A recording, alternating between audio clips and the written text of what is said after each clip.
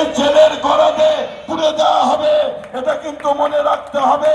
তাই আমরা সবাই আজকে দেশপ্রেমে উদ্বুদ্ধ হয়ে, জাতীয়তাবাদে উদ্বুদ্ধ হয়ে আমরা সবাই এই ভারত যাতে ঐক্যবদ্ধ থাকে, আগামী দিনে এই ভারত যাতে এক ভারত শ্রেষ্ঠ ভারত হয়, এই বাংলা যাতে এক বাংলা শ্রেষ্ঠ বাংলা হয়, সেই শপথ আমরা আজকে এই তিরঙ্গা যাত্রার মাধ্যমে নেব। এই বলে আমি আমার সংক্ষিপ্ত বক্তব্য শেষ করছি। ভারত মাতা কি, ভারত মাতা কি।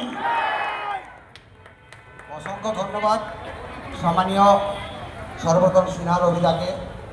এরপরে আমি ছোট্ট বক্তব্য রাখার জন্য এই মঞ্চে ডেকে নিচ্ছি আমাদের প্রাক্তন জেলার জিএস আমাদের আশিস ঘোষ মহাশয়, বর্তমান জেলা কমিটির দায়িত্বে রয়েছে।